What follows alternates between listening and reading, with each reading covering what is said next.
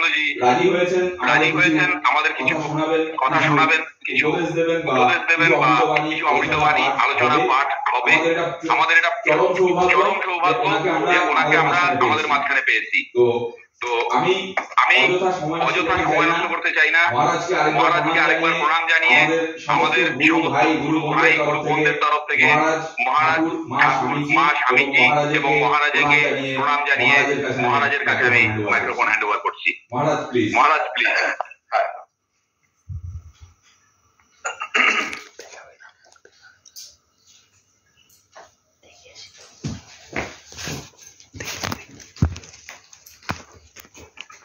এটি দেখতে পাচ্ছেন রামকৃষ্ণ মিশন ডিব্রুগড়ের মন্দির।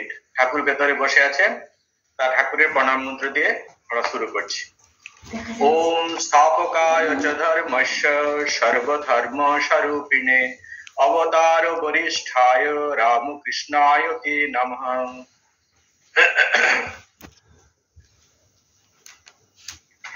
রামকৃষ্ণ মিশন ডিব্রুগড়ের পক্ষ থেকে সমস্ত ভক্তদের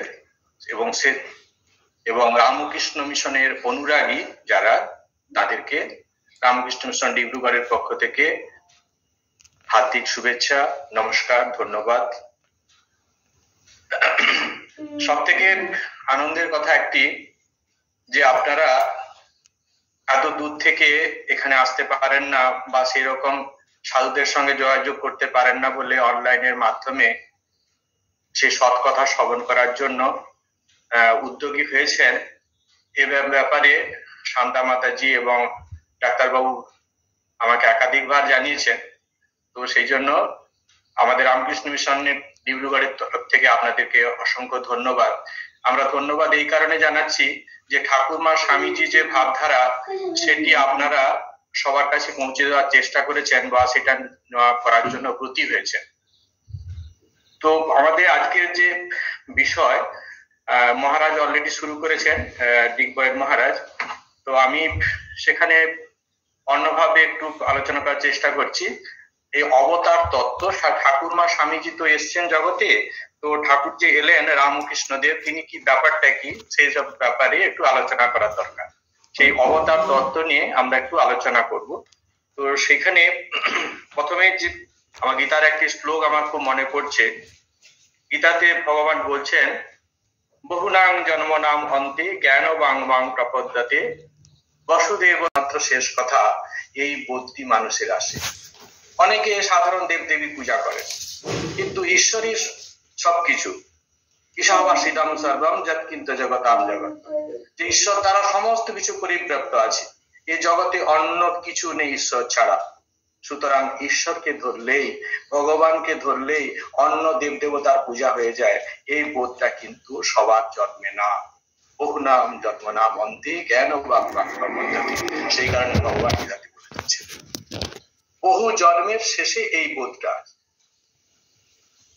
সেই দিক থেকে আপনারা অনেক ভাগ্যবান যে প্রভুর এই সৎ কথা শোনার জন্য আপনারা এখানে এসেছেন, অনলাইন এসেছেন এই সৎ কথা শোনার জন্য।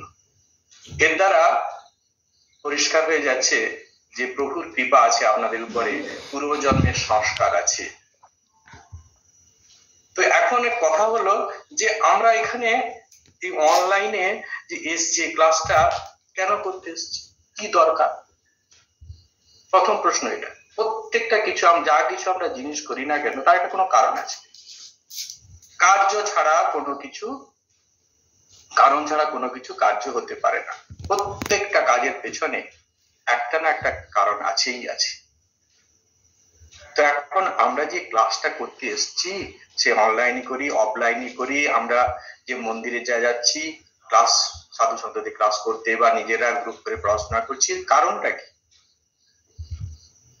একটাই কারণ, সেটা হচ্ছে কি, আমরা শান্তি চাই, আমরা আনন্দ চাই। জীবনে কেউ কোনো কিছু কাজ করে না সেটা থেকে সে আনন্দ পায় না। যখনই আমরা আনন্দ পাই না, সেই কাজটা করতে আমাদের অনীহা লেগে যায়, আমরা করতে আর চাই না সেই কাজটা। যখন যেখানে আনন্দ পাই সেই কাজটা আমরা করতে ভালোবাসি, এটাই স্বাভাবিক নিয়ম। আনন্দ যদি আমাদের প্রত্যেকটা কাজের উদ্দেশ্য হয়, এমন কিন্তু আমাদের মনের অবস্থা নয় যে আমরা সকালে আনন্দ চাই বিকেলে চাই না, বা বিকেলে আনন্দ চাই সকালে চাই না, রাত্রিতে আমার আনন্দ দরকার নেই, এমন কিন্তু না। আমরা নিত্য আনন্দ চাই, সব সময় আনন্দে থাকতে চাই, প্রত্যেকটা মুহূর্তে আমরা আনন্দে থাকতে চাই। তাহলে এখন প্রত্যেকটা বস্তু থেকে প্রত্যেকটা মুহূর্তে যদি আমরা আনন্দ পেতে চাই, আমরা কোন কোন জিনিসের উপর থেকে আনন্দ পেতে চাই? জাগতিক বস্তু থেকে আনন্দ পেতে চাই। তাহলে আমরা আমাদের আনন্দটা হচ্ছে পার্মানেন্ট আনন্দ, স্থায়ী আনন্দ পেতে চাই। ক্লিয়ার হয়ে গেছে আমাদের? কারণ আনন্দ পেতে চাই স্থায়ী বস্তু থেকে। কারণ অস্থায়ী জিনিস কি দিতে পারে? অস্থায়ী আনন্দ। পার্মানেন্ট জিনিস আমাকে পার্মানেন্ট আনন্দ দিতে পারে। টেম্পোরারি জিনিস টেম্পোরারি আনন্দ দিতে পারে।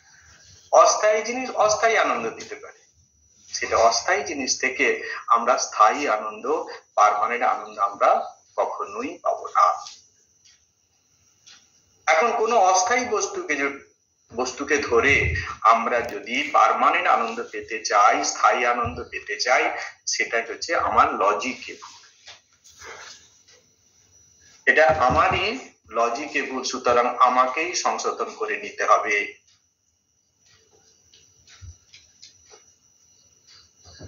কারণ এটা সাধারণ কথা, পার্মানেন্ট জিনিস সেটা পার্মানেন্ট আনন্দ দিতে পারে। টেম্পোরারি জিনিস আমাকে কি করে পার্মানেন্ট আনন্দ দিতে পারে? যেটা চিরস্থির নয়, সেই জিনিসটা আমাকে কিভাবে সব দিনের জন্য আনন্দ দেবে? সেই কারণে আমাদের এটাকে নিত্য বস্তু কি, তার স্থির বস্তু কি, সেটা আমাকে জানতে হবে। যখন এই প্রশ্ন জেগেছে তখন সে গুরুর কাছে জিজ্ঞাসা করছে, গুরুজন জিজ্ঞাসা করছেন যে তারা নিত্য বস্তু কি, গুরুকে জিজ্ঞাসা করছেন শিষ্য। তখন গুরু বলছেন কি, নিত্য বস্তু একম ব্রহ্ম তদ্ব্যতিরিক্তম সর্বম অনিত্যম। একমাত্র ব্রহ্মই হচ্ছে জগতে নিত্য বস্তু। আর জগতে তুমি যা কিছু ভাবছো সব অনিত্য বস্তু। আজকে আছে কালকে, আজকে তার অস্তিত্ব আছে, কালকে তার নেই। আজকে বাড়িঘর দেখছি খুব 20 বছর পরে, 25 বছর পরে, 50 বছর পরে ভেঙে চুরমার হয়ে গেল। আজকে বাড়ির সামনে যে গাছটা আছে 20-25 বছর পরে, 50 বছর পরে ভাঙবে, নষ্ট হয়ে যাবে। গাছ ভেঙে পড়ে গেল, নষ্ট হয়ে গেল। সবকিছু পরিবর্তনশীল। তাহলে এই পরিবর্তনশীল যখন সত্তা জগৎ সংসারে সবকিছু, তাহলে সেখানে কোন জিনিসটা পার্মানেন্ট, যার কোনো পরিবর্তন হয় না, সমস্ত অবস্থায় স্থির আছে, জগৎ সংসার শেষ, সবকিছু শেষ হয়ে গেল সেই জিনিসটা কখনো চেঞ্জ হয় না, সেটি হচ্ছে একমাত্র সে ঈশ্বর। তিনি সমস্ত অবস্থায় তিনি আছেন, তিনি ধ্বংসের পরেও আছেন, সৃষ্টিতে তো তিনি আছেন, তিনি ধ্বংসের সময়ে তিনি আছেন। ধ্বংস হয়ে গেল জগৎ সংসার, তার অস্তিত্ব কিন্তু সবসময় বিরাজ করছে, সবসময় তার অস্তিত্ব বিরাজ করছে। তো এটি বলার পরে গুরুদেব তখন যে বলছেন, বাছা তোমার তো এসব জানার খুব ইন্টারেস্ট, আমি তো তোমাকে জানবো তুমি এটা এইসব জিনিস তত্ত্ব জানার কোন অধিকারী কিনা। আমি তো, তুমি যদি আধিকারিক পুরুষ না হও তোমার কাছে তো বলবো না। বাচ্চা তুমি মাস্টার ডিগ্রি করতে এসছো, তুমি গ্রাজুয়েশন করেছো? গ্রাজুয়েশন করোনি, তোমার সামান্য কিছু পড়াশোনা নেই, তুমি কি বলছো না আমি মাস্টার ডিগ্রি করতে হবে? সেই জন্য অধিকারী হতে হবে। তুমি কোয়ালিফাইড স্টুডেন্ট কিনা, আমার এই তত্ত্ব কথা শোনার জন্য তুমি কোয়ালিফাইড কিনা। তুমি যদি কোয়ালিফাইড হও তাহলে কিন্তু আমার কথাগুলি শুনতে পারবে, না হলে তোমার জন্য না। তুমি তাহলে অন্য ক্লাসে যাও, গুরুদেব পরিষ্কার করে দেবে। সেই জন্য তাহলে আমাদের অধিকারীকে জানতে হবে। এই বেদান্তে সেই জন্য বলছে অনুবন্ধ। অনুবন্ধ কি কি আছে? অনুবন্ধ মানে হচ্ছে কি, কিসের নিমিত্ত আমি জানতে চাচ্ছি, কি নিমিত্ত, কিসের নিমিত্ত আমি এই শাস্ত্রটা পড়বো। তাহলে অধিকারী আছে, এখানে আছে বিষয়, কি বিষয়ের উপর আমি জানতে চাই, আর কি সম্বন্ধ কি, সে বিষয়ের সঙ্গে কি সম্বন্ধ আছে, আর প্রয়োজনটা কি। কারণ আমরা একটা জিনিস জানতে চাচ্ছি, বিনা প্রয়োজনে আমরা কোনো কিছু জানতে চাই না, আমাদের কোনো দরকার নেই। আমার যেখানে প্রয়োজন আছে সেই প্রয়োজনটা যখন আমাদের হয় তখনই আমরা কোনো কিছু জানতে চাই, তার আগে কোনো কিছু আমরা জানতে চাই না। তো বেদান্তেও সেখানে অধিকারী বলতে কি বলছে, পূর্ব জন্মে যদি তোমার একটু পড়াশোনা করা থাকে, অনেক রকম কঠিন শব্দ আছে কিন্তু আমরা যতটুকু আমাদের মতো করে একটু বুঝে নেবো। আমরা এত কঠিন তত্ত্ব কথা আমরা বেদান্তে যাব না, আমরা আমাদের মতো সহজ করে বুঝে নেবো। পূর্ব জন্মে যদি একটু তোমার এইসব শাস্ত্রাদি পড়া থাকে তাহলে আমরা তার সঙ্গে সঙ্গে আমরা কি করব, ঠাকুরের জীবনকে নিয়ে আসবো। তারপরে পরে দেখবো ঠাকুর কে ছিলেন সত্যি সত্যি। আর কথা যে মানবো, ঠাকুরের কথা মানতে যাবো কেন? জগতে অনেক লোক আছে, ঠাকুরকে মানতে যাবো কেন? রামকৃষ্ণ কে? তাকে আমাদের যুক্তির আলোকে প্রমাণ করতে হবে যে হ্যাঁ তিনি সেই রকম মানুষ যার কথা আমাদের মানতে হয়। তাহলে প্রথম কথা হচ্ছে কি, এই পূর্ব জন্মে যদি কিছু পড়া থাকে শাস্ত্রাদি, তাহলে কিন্তু তুমি সেটি এই জন্মে তোমার সংস্কারে সেটা থাকবে, তখন তুমি এইসব কথা উচ্চ কথাবার্তা তুমি বুঝতে পারবে। এবার ঠাকুর নিজেই বলছেন কি, পরে আমরা প্রমাণ করব, তার আগে ধরেই নি। ঠাকুর বলছেন কি, এখানকার অনুভব বেদ বেদান্তকে ছাড়িয়ে গেছে, ঠাকুর নিজে বলছেন। অর্থাৎ তিনি যাহা কিছু অনুভব করেছেন উপনিষদের মধ্যে আমরা যা পাই তার থেকে অনেক কম কথা আছে। তার অনুভব উপনিষদের থেকে যে বইয়ে লেখা যা কিছু আমরা পাচ্ছি তার থেকেও আরো অনেক গভীর কথাবার্তা, গভীর জিনিস তিনি অনুভব করেছেন। কেন এটা সেটা আমরা আলোচনা করব না, ক্লাসে অন্য সময় নিশ্চয়ই আলোচনা হবে কেন তিনি ঠাকুর এই কথা বলেছেন। কারণ এগুলো নিয়ে যদি বেশি ধরে রাখি তাহলে আমরা মূল জায়গায় স্রোতে পৌঁছতে পারবো না, মূল স্রোতে আমরা আজকে ঢুকতে পারবো না, চেষ্টা করবো আজকে যাওয়ার। তাহলে ঠাকুর যখন আমরা বলছি যে তিনি সেই বেদ স্বরূপ ওঙ্কার বৈদ্য, তিনি ওঙ্কার বেদ স্বরূপ তিনি যখন, তাহলে ঠাকুরকেই জানাই হচ্ছে আমাদের বিষয়। এরপরে কি হলো, বিষয়ের পরে কি সম্বন্ধ কি? বেদান্তের সম্বন্ধ বলতে কি বলছেন, বেদান্তের বিষয় হচ্ছে কি না ব্রহ্ম আর জীব, এই যে এই দুটি বিষয় নিয়ে বেদান্তের আলোচনা, এটা হচ্ছে তাদের বিষয়। আর আমাদের এখানে বিষয় কি ঠাকুর আর আমাদের নিয়ে। আর এবারে আমাদের কি সম্বন্ধ, কিসের সঙ্গে কি সম্বন্ধ, ঠাকুরের সঙ্গে আমাদের কি সম্বন্ধ, বেদান্তের ওখানে কি সম্বন্ধ বলছে। এই যে ব্রহ্ম আর জীবের মধ্যে কি সম্বন্ধ আছে এটি হচ্ছে বেদান্ত বোঝাতে চায়।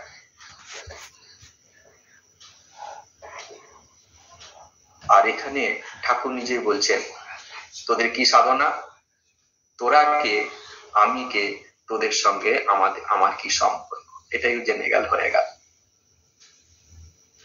ঠাকুর তার সন্তানদেরকে অনেকে এটি বলেছেন, তোরা কে আমি কে। তিনি কি পরব্রহ্ম পরমাত্মার ঘনীভূত রূপ জগৎ সংসারে তিনি এসেছেন অবতার রূপ ধারণ করে, এটা আমরা পরে দেখব। আর আমরা কে, আমরা বদ্ধ জীব, কিন্তু আরেকদিক ভাবে আমরা যদি ঠাকুরকে আমাদের পিতা ভাবি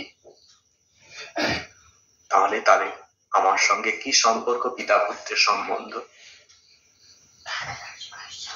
তাহলে যে মুহূর্তে আমি পিতা পুত্র ঠাকুরকে আমাদের পিতা ভাবছি, আমরা পুত্র কন্যা হয়ে তার কাছে যাচ্ছি, আমাদের সঙ্গে যোগাযোগ হয়ে গেল, সম্বন্ধ স্থাপন হয়ে গেল। বেদান্তের সম্বন্ধ কিন্তু এরকম যে জীব আর ব্রহ্মের মধ্যে ঐক্য স্থাপন, এটা বেদান্তের সম্বন্ধ। আর আমাদের এখানে আরো সহজ হয়ে গেল, রামকৃষ্ণ হচ্ছে বেদ আর আমাদের সঙ্গে তিনি হচ্ছে ব্রহ্মস্বরূপ, আমরা জীব, এই রামকৃষ্ণের সঙ্গে যোগাযোগ হচ্ছে আমাদের উদ্দেশ্য। আর এটাই হচ্ছে প্রয়োজন। কি প্রয়োজনে আমরা করছি না, সংসার দশায় এসে বেদান্ত শাস্ত্রে বলছে সংসার দশায় এসে অজ্ঞানে কি হচ্ছে, আমরা আমাদের স্বরূপ ভুলে গেছি। জীব স্বরূপ তো ব্রহ্ম, শঙ্করাচার্য বলছেন এক শ্লোকার্ধেন প্রবক্ষ্যামি যদুক্ত গ্রন্থ কোটিভি ব্রহ্ম সত্য জগৎ মিথ্যা জীব ব্রহ্মৈব নাম। আধটা শ্লোকে তুমি যত শাস্ত্র বলেছেন আমি আধটা শ্লোকে বলে দিতে পারি, শ্লোকার্ধেন অর্ধ শ্লোকের মধ্যে আমি বলে দিতে পারি। কি সে অর্ধ শ্লোক? ব্রহ্ম সত্য জগৎ মিথ্যা, একমাত্র ঈশ্বরই সত্য বস্তু, আর সমস্ত কিছু যা কিছু দেখছো সবই ভ্রম। জীব ব্রহ্মৈব না পর, জীব সেই ব্রহ্ম ছাড়া আর কিছু নয়। এটি হচ্ছে সমস্ত কিছু বেদান্তের শাস্ত্রে এটি মূল বক্তব্য। এখানে আমাদের পৌঁছতে হবে। আর এখানে আমাদের শ্রীরামকৃষ্ণ তিনি হচ্ছেন বেদ স্বরূপ, আমাদেরকে কি করতে হবে? সেখানে পৌঁছতে হবে। তাহলে আমরা যদি ঠাকুরের সঙ্গে মিশতে চাই আমাদেরকে ঠাকুর হয়ে যেতে হবে। জীব আর ব্রহ্মের মধ্যে ঐক্য স্থাপন করা যেমন বেদান্তের উদ্দেশ্য, এখানে আমাদের এই পড়ার উদ্দেশ্য ঠাকুরের সঙ্গে সম্বন্ধ স্থাপন করা। আর একটা সময় আসবে তার সঙ্গে আমরা স্বরূপত এক হয়ে যাব সাধন ভজনের গভীরতায় গিয়ে। তিনি আমাদের ইষ্ট, তার সঙ্গে যতক্ষণ না পর্যন্ত আমরা মিলতে পারি আমাদের আসা যাওয়ার এই রাস্তাটা বন্ধ হবে না। স্বামীজি বলছেন যে আমাদের এই যে আসা যাওয়া না, এই জন্মটা অভিজ্ঞতা সঞ্চয়। প্রত্যেক জন্মে আমরা কিছু না কিছু অভিজ্ঞতা সঞ্চয় করছি, আর অভিজ্ঞতার ঝুলিটি যখন পূর্ণ হয়ে যায় তখন আমাদের আর আসতে হয় না। খুব সহজ কথা। কেউ বলছে নাকি মা আমাদেরকে এখানে নিয়ে এসছেন, মা নিয়ে আসেন না। আমার ইচ্ছে হয় কি, বাবা মিষ্টি খেতে ইচ্ছা করছে, মা বলছে যাও বাবা মিষ্টি খাও, খাও না।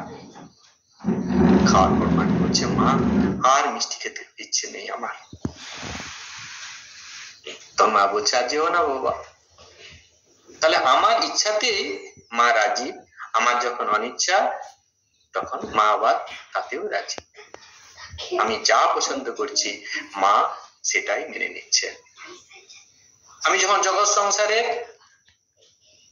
এই ঐশ্বর্যের এর মধ্যে থাকতে চাই, এই আনন্দ উপভোগ করতে চাই, মা বলছেন যাও আনন্দ করো। মা আমি আর যেতে চাই না, মা খুব কষ্ট হচ্ছে। মা ঠিক আছে বাবা যেও না। তাহলে যা কিছু করছি সব কিন্তু যা হচ্ছে আমি নিজেই করছি। এরপরে তাহলে আমরা দেখলাম যে বেদান্তের যে কথাগুলি, যে প্রথমে আমরা আলোচনা করলাম কি অধিকারীকে, আমরা সে অর্থে আমরা ভাগ্যবান, এই কারণে আমাদের ভগবানের কথা শোনার মতি আছে, সেই কারণে আমরা এসেছি এখানে। তাহলে আমরা অধিকারী। দ্বিতীয় হচ্ছে কি বিষয় আমাদের কি, সেটা বলতে আমাদের ক্লিয়ার। কারণ রামকৃষ্ণ হচ্ছে আমাদের বেদান্তের বিষয় হচ্ছে কি ব্রহ্ম সত্য, ব্রহ্ম আর জীব, এটা নিয়ে ঘাটাঘাটি করা, জীব আর ব্রহ্ম নিয়ে, এটাই নিয়ে ঘাটাঘাটি হচ্ছে যে বেদান্তের বিষয়। আর আমাদের বিষয় হচ্ছে কি ঠাকুর হচ্ছে বেদ স্বরূপ, সুতরাং ঠাকুরকে জানা হচ্ছে আমাদের উদ্দেশ্য। আর সম্বন্ধ কি ঠাকুর নিজে বলেছেন তোরা কে আমি কে, তোদের সঙ্গে আমার কি সম্পর্ক, এটা জেনে নিলে হয়ে গেল। ঠাকুর সুন্দর কথা বলছেন, কথা মিটে কি বলছেন, বাপের ঐশ্বর্য বেটা পায়, পিতার ঐশ্বর্য পুত্র পায়। তাহলে পুত্রের ঐশ্বর্য, পিতার ঐশ্বর্যটা আমরা তখনই পাবো যখন আমি ঠিক ঠিক পুত্র হতে পারবো। ঠাকুরকে যখন আমি ঠিক ঠিক আমার পিতা বলে মেনে নিতে পারবো, বোধ করতে পারবো, স্বাভাবিক ভাবেই তার যে ঐশ্বর্য সেটা আমার কাছে চলে আসবে। কিন্তু যতক্ষণ না পর্যন্ত আমি সেখানে পৌঁছতে পারছি ততক্ষণ পর্যন্ত আমার তার ঐশ্বর্য আমার মধ্যে আসবে না। সেই জন্য আমাদের ওই ভাবনায় ভাবিত হতে হবে। শাস্ত্র শাস্ত্রে বলছে যাদৃশী ভাবনা যস্য সিদ্ধির ভবতি তাদৃশী। তোমার যে ধরনের ভাবনা, তোমার মনের গতি যেমন, তুমি সেই ধরনের বস্তু লাভ করো। সবসময় আমাদের মনটা যদি উচ্চ তন্মাত্রাতে থাকে, উচ্চ চিন্তার মধ্যে ডুবে থাকে, তাহলে আমরা সেই রকমই ভাবের অধিকারী হব। আর যদি আমরা সাধারণ জিনিস নিয়ে, বিষয় চিন্তা নিয়ে ডুবে থাকি, তাহলে কিন্তু আমাদের মধ্যে ওই ধরনের প্রভাব আসবে না, ওই ধরনের ভাবনা চিন্তা বেশিক্ষণ থাকবে না, আসবেও না। তাহলে আমরা এতক্ষণ এই জিনিসগুলো নিয়ে আলোচনা করলাম। কিন্তু এই যে দেখতে পাচ্ছি আমরা সংসার দশায় এসে দেখলে পারলাম যে মায়ার ঘরেতে আমাদের স্বরূপ আমরা ভুলে গেছি। বেদান্ত বারবার বলছে যে জীব ব্রহ্মইব না বড়, জীব তো ব্রহ্ম স্বরূপ, কিন্তু আমি যে ব্রহ্ম আমার উপলব্ধি নেই। সমস্ত সবসময় দুঃখ কষ্টের মধ্যে আছি, নিজেকে শরীর ভাবছি,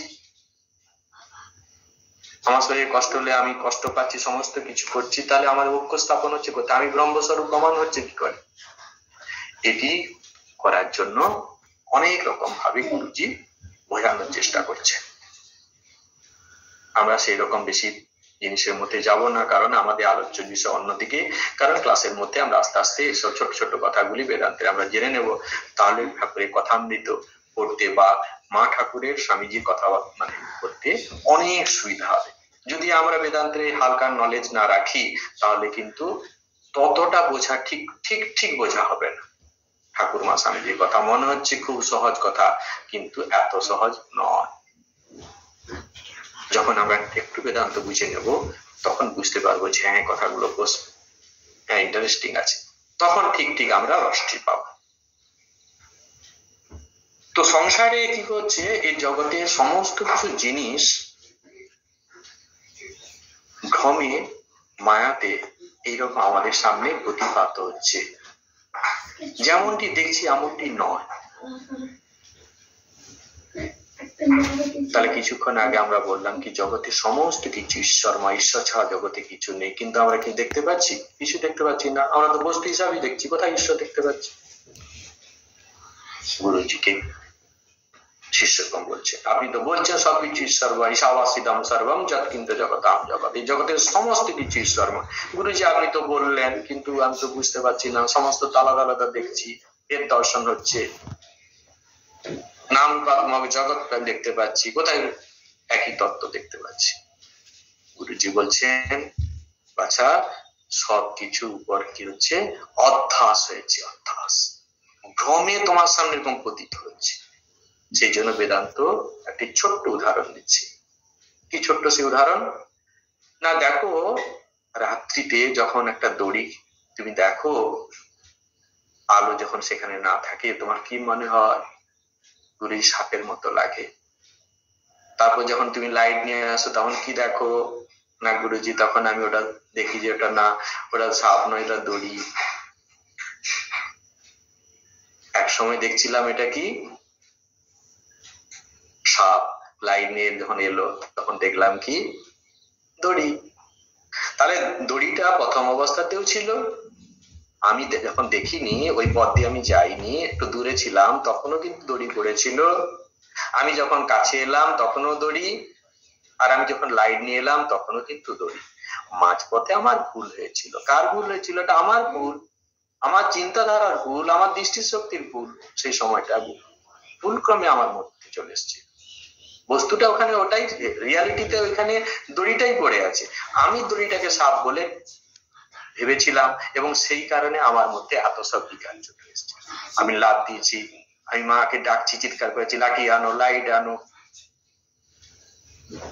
যে মুহূর্তে দেখলাম যেটা দড়ি, আস্তে আস্তে আমার হার্টবিটও কমে গেল, এত চিৎকার চেঁচামেচি সব বন্ধ হয়ে গেল, বুক ধড়ফড়ানি বন্ধ হয়ে গেল।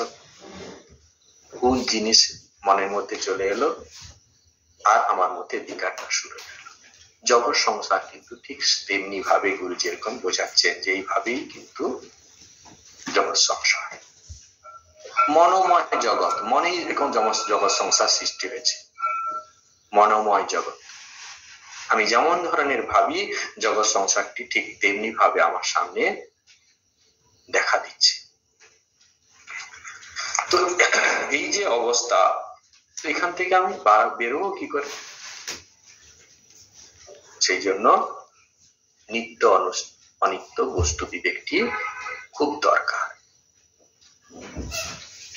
যখন আমাদের দৃষ্টি দোষকে আমরা সংশোধন করতে পারবো, তখন আমরা সমস্যার পারে চলে যাব। এই জগতে এই যে কেন এরকম হচ্ছে, বুদ্ধজি বলছেন কি, এই যে চেতন শক্তি আর জড় শক্তি এই দুটো বন্ধন হয়ে গেছে।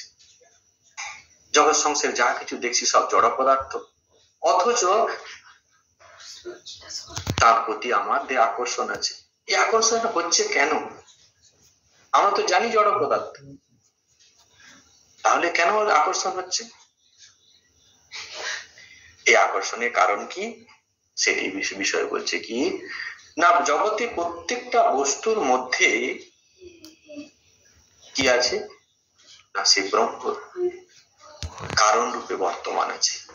জগতে যা কিছু বস্তু আমরা যদি তাকে বিশ্লেষণ করে দেখি, তার মধ্যে কি আছে, অস্থি ভাতি প্রিয় নাম রূপ। জগতে যা কিছু আমরা দেখছি, বেদান্ত আমাদের বলছেন, জগতে তুমি যা কিছু দেখছো তার মধ্যে এই 5টি সত্তা আছে, অস্থি ভাতি প্রিয় নাম রূপ। অস্থি মানে যার অস্তিত্ব আছে, অস্থি মানে যার অস্তিত্ব আছে, তার যা 3 কালে যার অস্তিত্ব আছে, সেটা কি?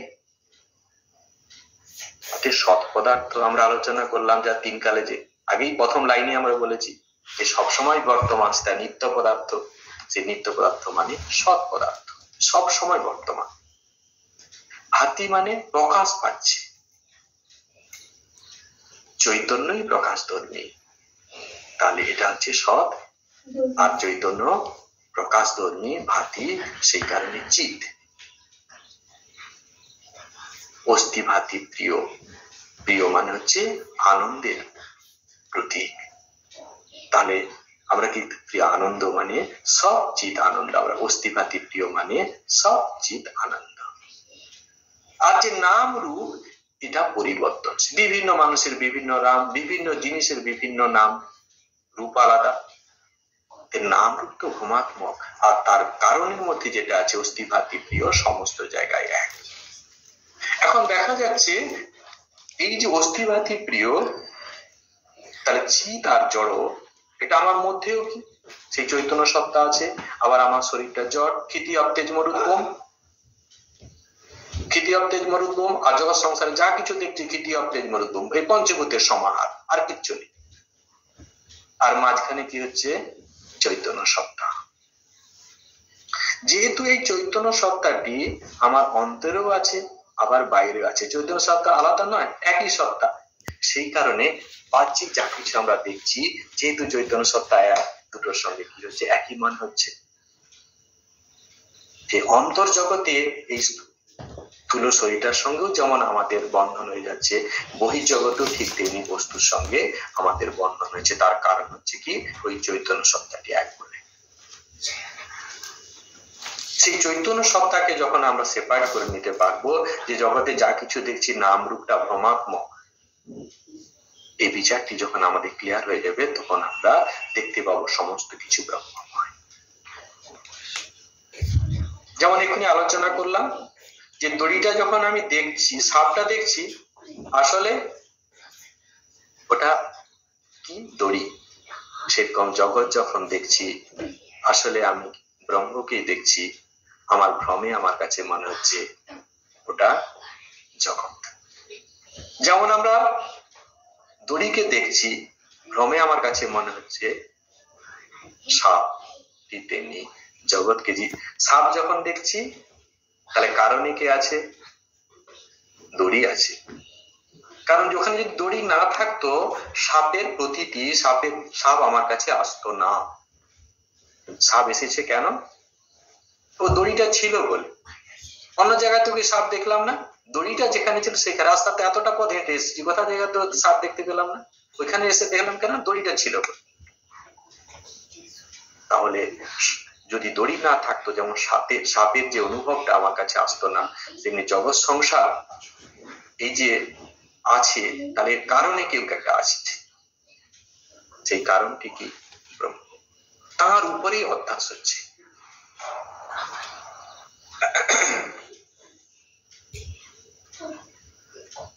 তো আমাদের এই যে আলোচনার আজকে এইটুকুই মোটামুটি, এরপরে আমরা আসল জায়গায় আমরা চলে যাচ্ছি।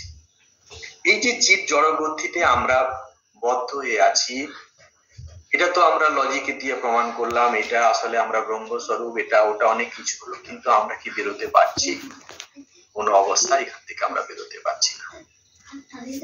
সেই জন্য ভগবান কি করেন?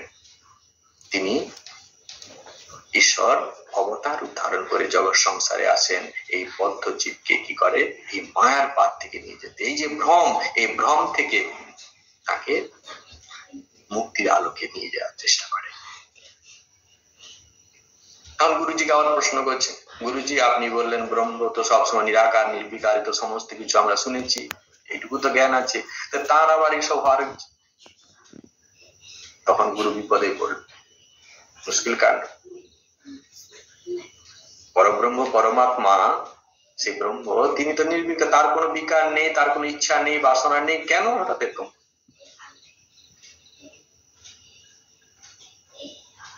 সৃষ্টির প্রথমে সেখানে নাসদীয় সূত্রদেব বলছে ন সদ আসিত ন সদ আসিত, এখানে সদও ছিল না, সৎ পদার্থ ছিল না, অসৎ পদার্থ ছিল না, কোনো কিছু ছিল না। তো হঠাৎ সেখান থেকে এরকম সৃষ্টির ভাবনা হলো কি করে? তো তখন বলছেন কি সামা হয়ে গেছে। কেন হয়েছে সেটা কেউ বলতে পারছে না, ঋষিরাও বলতে পারছে না কেন তাদের মধ্যে এইটি, তার মধ্যে এই বাসনা হলো। তিনি বলছেন এক অহম বহুশ্যাম, আমি এক, আমি বহু হতে চাই। আর যে মুহূর্তে তার মধ্যে এই বাসনাটি এলো, তিনি কি করলেন? এই জগৎ সংসার সৃষ্টি করলেন। কিভাবে সৃষ্টি করলেন? তিনি অজ্ঞানতাকে, মায়াকে আশ্রয় করে তিনি কি করলেন? জগৎ সংসার রচনা করলেন। সে কিভাবে তিনি জগৎ সংসারে টিকলেন? প্রথমে তিনি কি করলেন? আকাশ, আকাশাদ বায়ু, বায়ুর অগ্নি, অগ্নির আপহ, অথ পৃথিবী। এই পর পর ক্রমে সৃষ্টি করছে। প্রথমে আকাশ সৃষ্টি করছেন, তারপরে বায়ু, তারপরে অগ্নি, তারপরে আপ, লাস্টে পৃথিবী। ক্ষিতি অবতেজ মরুদ্ভ। তাহলে এই পঞ্চতত্ত্ব ভগবান কি করলেন? সৃষ্টি করলেন। সেই পঞ্চতত্ত্ব থেকেই আমাদের এই শরীর। সেই পঞ্চ সৃষ্টি তত্ত্ব আরো কি আছে, কিভাবে সৃষ্টি হলো, সেটা করলে এখন একটা ক্লাস চলে যাবে, সেটা না আমার আলোচ্য বিষয় নয়। পরে কোনোদিন আলোচনা করতে করতে আমরা সেখানে আলোচনা আমরা অবতার তত্ত্ব দিই। তো আমাদের এই যে অবস্থাটি, সেখান থেকে ভগবান কি করছেন? তিনি অবতার ধারণ করে আমাদেরকে এই মায়ার পার থেকে বদ্ধ জীবকে মোহের পারে নিয়ে যাওয়ার জন্য তিনি আসেন। ভগবান যুগে যুগে আসে। তিনি সেই জন্য কি করছে? ভগবান যখন এই যে আসা যাওয়া, এটা তার কিন্তু জগৎ সংসারে কোনো, আমাদের যে আসার কি কারণ? আমাদের বাসনা আছে, সেই কারণে আমাদের আসতে হয়। কিন্তু ভগবানের কোনো বাসনা নেই, কিন্তু তবুও জীবের জন্য, জীবের দুঃখে কাতর হয়ে তিনি কি করছেন? এই নররূপ ধারণ করে তিনি আসেন। সেই জন্য গীতাতে ভগবান কি বলছেন? অজোপি সন্নবয় আত্মা ভূতানাম ঈশ্বরপি সন প্রকৃতিং সমধিষ্ঠায় সম্ভবামি আত্মমায়। আমি জন্মরহিত, অজ মানে আমি জন্মরহিত, আমি কি? অব্যয় আত্মা, আমার ব্যয় নেই, আমি নির্বিকার। আর কি? আমি অবিনশ্বর, আমার কোন অবস্থায় আমার কোনো ক্ষয়ক্ষতি হয় না। অজপি স্বর্ণবয় আত্মা ভূতানাম, আমি সমস্ত ভূত বর্গ, এই যে প্রাণী বর্গ দেখছো অর্জুন, এর সমস্ত ভূত সকলে আমি হচ্ছে ঈশ্বর, আমি হচ্ছে তাদের কর্তা। এরপরেও আমি কি করি, প্রকৃতিকে আশ্রয় করে আমি আমার নিজের মায়া শক্তি দ্বারা বারবার জগৎ সংসারে আমি আসি। কেন আসি? জীবকে এই বন্ধনের হাত থেকে মুক্ত করতে। আর যখন আসি তখন আমার কি কাজ করতে হয়, কখন আমাকে আসতে হয়, কখন? ভগবান সেটিও গীতাতে বলছেন, যদা যদা ধর্মস্য গ্লানির্ভবতি, আছে না, যদা যদা ধর্মস্য গ্লানি, তখন কি হচ্ছে, তো অভ্যুত্থান অধর্মস্য, যখন ধর্মের গ্লানি হচ্ছে আর অধর্মের অভ্যুত্থান হচ্ছে, তখন আর কি কি কাজ করছে? এসে তিনি কি করলেন, পরিত্রাণা সাধনা, সাধুদেরকে তিনি কি করলেন, পরিত্রাণ করছে। সৎগুণে যারা অধিকারী, গেরুয়াধারী করে কথা বলছে না, সাধু সাধু কথার অর্থ সৎগুণের অধিকারী, যারা আদর্শ নিয়ে চলে, নীতি ভ্রষ্ট পথে চলে না, যারা সৎগুণের অধিকারী, সেই রকম মানুষকে রক্ষা করার জন্য তিনি জগৎ সংসারে আসেন। বিনাশায় দুষ্কৃতম, যারা দুষ্কৃতি, যারা এই সমাজের সামাজিক শৃঙ্খলাকে দ্বারা ধ্বংস করছে, নষ্ট করছে, তাদেরকে কি করছে, তাদেরকে বিনাশ করার জন্য তিনি আসছেন। আর কি? ধর্ম স্থাপন, যুগোপযোগী যে ধর্মটি থাকা উচিত তার একটু তিনি কি করছেন, একটু ঘষে মুজে ঠিক করে দেন, যদি একটু পরিবর্তন করতে সেটা করে দেন। পরিবর্তন মানে ধর্ম তো একই আছে, পরিবর্তন কি যুগোপযোগী করেন। ঠাকুর বলছে না, নববিয়া টাকা বাসানি চলে না, একটু পরিবর্তন করে নেন, জিনিসটা একই, ঠাঁসটা একই থাকবে, তো তাদের সঙ্গে একটু পরিবর্তন করে তিনি জিনিসটাকে পরিবেশন করেন, যাতে সবাই পক্ষে এটা আরো সুন্দরভাবে তারা অনুষ্ঠান করতে পারে, তাদের নিজের জীবনে সহজভাবে সেটা নিয়ে আসতে পারে। তো যখন এই অবতার পুরুষরা আসেন, তখন কি করে, তার আগাম বার্তা কিছু দিয়ে দেন। গীতাতে ভগবান বলছেন, জন্ম কর্ম চমে দিব্যম এবং যৌবতী তত্ত্বতঃ তত্ত্বদেহ পুনর্জন্ম নৈতি মাপিতি সহ্য। এই যে আমার জন্ম, আমার যে কর্ম, সব দিব্য। ভগবান কৃষ্ণ যখন এলেন, কিরকম অবস্থা সেই পরিবেশে, দিব্য জীবন, কর্ম দিব্য। আমরা ঠাকুরের জীবনে চলে আসি, তাহলে সেরকম দিব্য জীবন হয়, তাহলে আমরা ঠাকুরকেও মেনে নিতে পারবো অবতার বলে। আমাদের আসল প্রসঙ্গে আমরা চলে আসছি এখন। আগাম বার্তা দিয়ে দিয়েছেন কাকে? ক্ষুদিরামকে। গয়াতে যাচ্ছেন, গয়াধাম, আগাম বার্তা, আমি তোমার বাড়িতে যাচ্ছি, আমি তোমার বাড়িতে জন্ম নেব,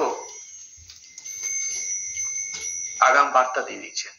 গাছের তলায় বিশ্রাম করছেন, স্বপ্নের মতো একটা ভ্রম হলো, গেল, দেখছে যে একটা জমির মধ্যে, মাঠে ফাঁকা জায়গায় একটা পাথর পড়ে আছে, তার উপরে দেখছে একটি সাপ। কাছে কাছে সব চলে গেল, আর সামনে দেখা দিচ্ছেন প্রভু, দেখা দিয়ে বলছেন, আমি তোমার বাড়িতে যাচ্ছি, আমি গরিব মানুষ, আমাকে খাওয়াতে পারবো না, আমি কি খাওয়াবো, আমি নিজে ঠিক মতো খেতে পাই না, তুমি যাই দেবে তাই খাও। আর এদিকে চন্দ্রামণি দেবীকে কি করছেন, মন্দির থেকে এসে একটা জ্যোতি তার পেটে পেটে ঢুকে যাচ্ছে। এটা কি দিব্য নয়? জন্ম হয়েছে, ঠাকুরের জন্ম হলো, যে তিনি কি করছেন, যেখানে ছাই আছে সেই উনুনের ভেতরে ঢুকে যাচ্ছে, ছাই মাছ। দিব্য নয়?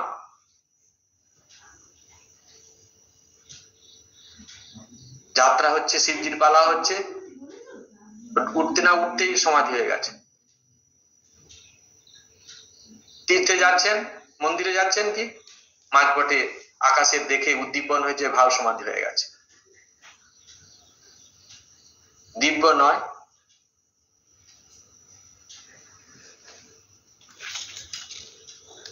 জীব জীবন কর্ম। দক্ষিণেশ্বরে আমরা দেখতে পাচ্ছি কি মধুর বাবুকে দেখা দিচ্ছেন, যাচ্ছেন শিব, আসছেন কালী, রাত্রিতে দেখছেন তিনি। দিব্য নয়? জন্ম কর্ম চমে দিব্য এবং যোগিতি তত্ত্বত। ঠিক ঠিক যে বোধ করতে পেরেছে যে আমার জন্ম দিব্য, আমার কর্ম দিব্য, এটা যে ঠিক ঠিক বোধ করতেছে, তাকে আর এই জগৎ সংসারে আসতে হবে না। আমরা ঠাকুরের জীবনে দেখলাম ঠিক এইরকমই অবস্থা।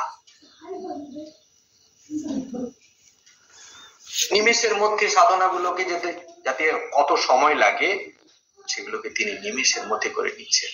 এক একটা সাধনাকে নিমেষের মধ্যে তিনি শেষ করে দিচ্ছেন। বেদান্ত সাধনা করতে যখন যাচ্ছে তিনি বলছেন তোতাপুরি যে আমাকে 12 বছর ধরে আমাকে দীর্ঘ তপস্যা করে এই অবস্থা প্রাপ্ত হতে হয়েছে, মাত্র নিমেষের মধ্যে শেষ। দিব্য নয়?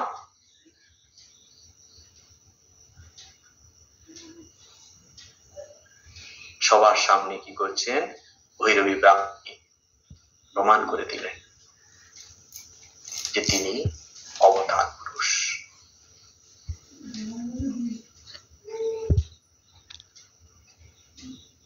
তো এই যে অবতার শ্রীরামকৃষ্ণ, আমাদের স্বামীজি, যিনি কিনা আমাদের লিডার, আমরা কি যে স্বামীজির সবাই চেনা, তিনি আমাদের কি পথ প্রদর্শক, তিনি আমাদের গাইড করছেন। যেমন ভাবে তিনি বলছেন আমরা শুনব। ঠাকুর গিয়েছিলেন, আমরা প্রমাণ করতে পারবো না, আমাকে প্রমাণ করার দরকারও নেই, কারণ আমাদের লিডার তিনি অলরেডি প্রমাণ করে গেছে। শেষ দিন পর্যন্ত পরীক্ষার পর পরীক্ষা নিয়েছেন, যে এত অবিশ্বাস, লাস্ট সময় তিনি বলছেন এখনো অবিশ্বাস নরেন, যেই রাম সেই কৃষ্ণ, ইদানিং এই শরীরে রাম ও কৃষ্ণ, তবে তো বেদান্তের দিক থেকে নয়। কারণ নরেন আবার ফোঁস করে উঠবে না, তো অবতার কি বলছো, সেই জন্য বলছে তোর বেদান্তের দিক থেকে না, আগে থেকে বলে দিল। নরেনকে একটু ভয় করতেন আর কি, দুষ্ট ছেলে তো একটু ভয় করতেন, সেই জন্য বলছে তোর বেদান্তের দিক থেকে নয়। আর যে স্বামীজি এতটাই পরীক্ষা করেছেন, সেই স্বামীজির মুখ দিয়ে তিনি ছেড়েছেন অবতার ও বরিষ্ঠায়। তিনি বলেছেন অবতার ও বরিষ্ঠায়। যত অবতার এসেছেন জগৎ সংসারে, সমস্ত অবতারদের মধ্যে শ্রেষ্ঠ, বরিষ্ঠ। সুতরাং আজকে আমাদের আর টেস্ট করার দরকার নেই, সেটা হচ্ছে সময় নষ্ট করা, এতে আমাদের কোনো কিছু হবে না। এখন কথা হলো আমরা মায়ের আলোচনার মধ্যে যাব। তো ঠাকুর যদি এরকমই অবতার পুরুষ হন, তাহলে মা কে ছিলেন? তখনকার দিনে যারা ভক্তরা অনেকেই কিন্তু মাকে সেই জগৎজনী বলতে মানতে রাজি নন। তারা গুরুপত্নী, গুরুমাতা, দ্যাটস অল, এইটুকু পর্যন্ত তারা মানতে পারে, এর থেকে বেশি কিছু না। ঠাকুর সন্তানদের হাত ধরে ধরে শেখাচ্ছেন, মাকে চিনিয়ে দিচ্ছেন শ্রী মা বাস্তবিক পক্ষে কে।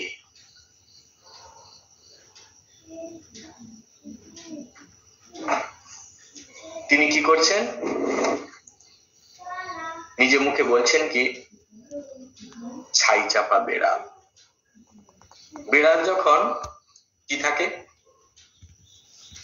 মানে শরীরটা গরম করার জন্য উনুনের মধ্যে ছাইটাই মাখে, যে বেড়ালের যে আসল রূপটি দেখা যায় না, বুঝতে পারা যায় না, চিনতে পারা যায় না, আসল রূপটা কি সেটা আমরা বুঝতে পারি না।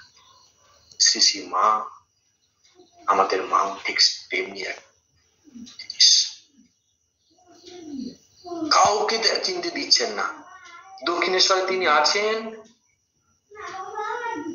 কেউ বুঝতে পারছে না ওই মানুষটা সেখানে আছে। খাজানজি বলছেন হ্যাঁ শুনেছি পরমহংস মশাইয়ের স্ত্রী আছেন ওখানে, কিন্তু কখনো দেখি। বছরের পর বছর কাটাচ্ছেন মা।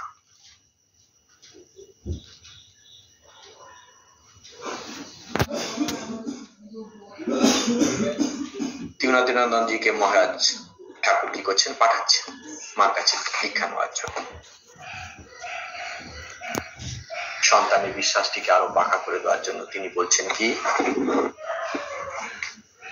অনন্ত রাধার মায়া কখনই না যায়, কোটি কৃষ্ণ কোটি রাম হয় যায় রয়। আরো বিশ্বাসটা পাকা করে দিচ্ছেন সন্তানের। সেই জন্য ঠাকুর নিজেই মুখে বলছেন, অনন্ত রাধার মায়া কখনই না যায়। শিশিমা সাধারণ নয়, সেটিকে বোঝানোর জন্য তিনি এইটি বৈষ্ণবদের এই যে কথাটি তিনি বললেন, সেখানে বলা হচ্ছে কি, এই যে রাম কৃষ্ণ এই যে অবতার গুলো আসছে, এই মায়া শক্তি, তার মায়াতে এরকম অনেক কোটি রাম তৈরি হতে পারে, কোটি কৃষ্ণ তৈরি হতে পারে, ওই যাবে আসবে কার, ওই মায়া শক্তিতে। শ্রী রাধার মায়া এত অনন্ত, তার মায়া শেষ নেই, তার মায়াতেই এই রাম সৃষ্টি হচ্ছে, কৃষ্ণ সৃষ্টি হচ্ছে। সেই জন্য ঠাকুর বলছেন, কোটি রাম কোটি কৃষ্ণ হয় যায় রয়। তার সৃষ্টি হলো, স্থিতি হলো, রয় যায়, হয় যায় রয়। সৃষ্টি হলো, প্রলয় হলো, স্থিতি হলো, সমস্ত কিছু এই যে অবতার পুরুষরা আসছেন, যাচ্ছেন, থাকছেন, সমস্ত কিছু তার মায়া। এই রাধার কথার অর্থ দিয়ে শ্রী মাকে ইঙ্গিত করছেন শ্রী ঠাকুর, যে শ্রী মা হচ্ছেন সেই মায়া শক্তি, তুমি তার কাছে যাও। ঠাকুর চিনিয়ে দিচ্ছেন ত্রিগুণাতীতানন্দজিকে।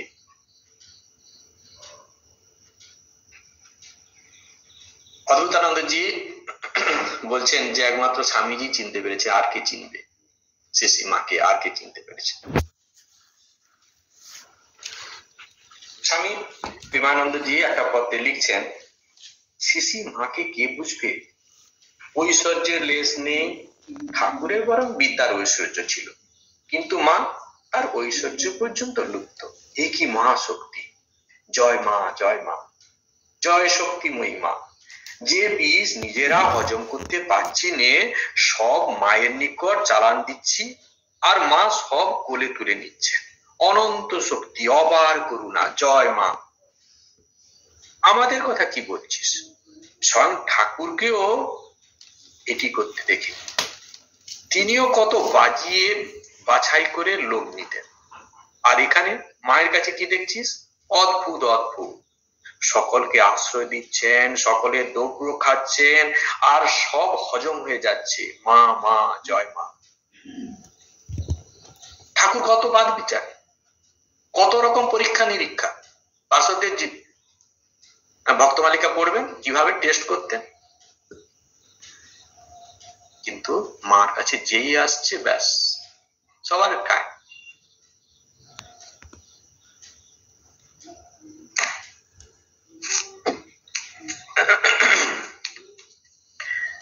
আর একটি খুব অদ্ভুত ঘটনা আছে, স্বামী ঈশানানন্দজি মাতৃ সান্নিধ্যে এটি আছে 230-31 পৃষ্ঠাতে।